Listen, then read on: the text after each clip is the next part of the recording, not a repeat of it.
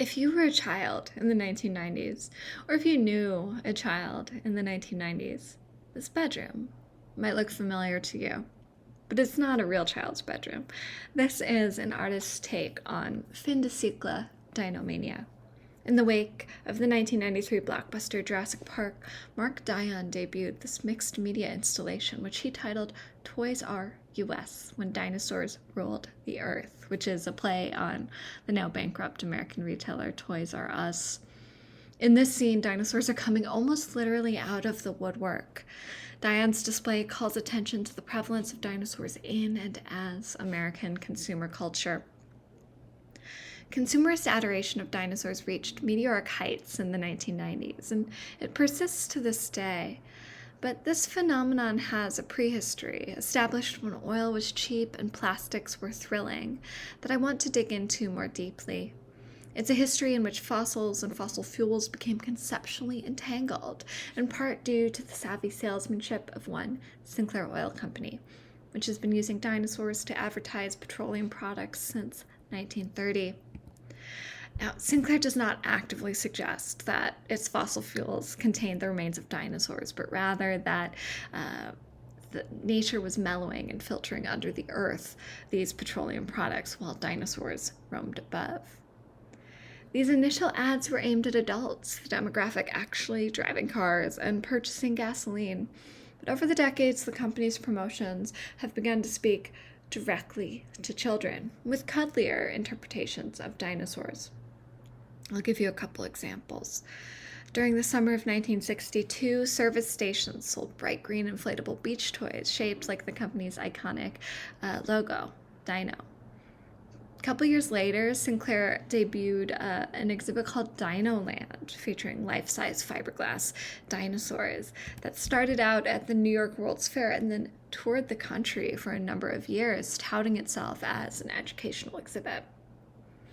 These promotions courted parents' pocketbooks through their children, configuring kids as consumers who could influence where the family income was spent. It also invested in them as future customers in an effort to build brand loyalty before these young consumers could even drive. One man who was a boy in the 1960s recalled, "My friends and I badgered our parents to buy their gas at Sinclair so we could collect and trade the dinos," unknowingly cooperating with the company's marketing and in the process shaping his family's consumption patterns. Children raised in Sinclair's marketing sphere were trained to love oil and consumer culture through their seemingly innate love of dinosaurs.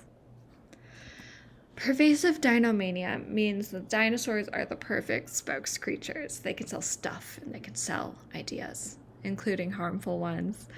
Moreover, while dinosaurs and fossil fuels are not materially related, despite what Sinclair's advertising has led many to believe, in our present moment of fossil fuel dependency, that distinction does not entirely hold up.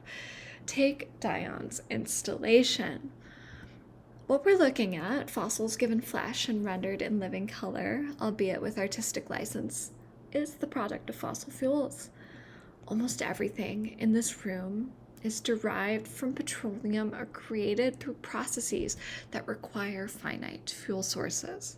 We see, wear, cuddle with dinosaurs, but what we're really interacting with is oil. Near universal love of fossil animals and their muddled material relationship to fossil fuels allows non-renewable energy regimes to absorb some of the goodwill that dinosaurs inspire. So this love for the lost in connection with hyper-consumerism threatens to endanger beings that are not yet extinct, as this love of extinct things seeps into the way that we think about things that are maybe on their way toward extinction. What I'm suggesting is that our guiltless relationship to dinosaurs needs to be critiqued. The pleasant sentiments that are attached to them might be leveraged insidiously. So this is the provocation with which I want to conclude. Over the past century, dinosaurs have been crafted into emblems and enablers of extractive ways of living. Through no fault of their own, the ever-charismatic dinosaurs are implicated in anthropogenic climate change and its attendant catastrophes.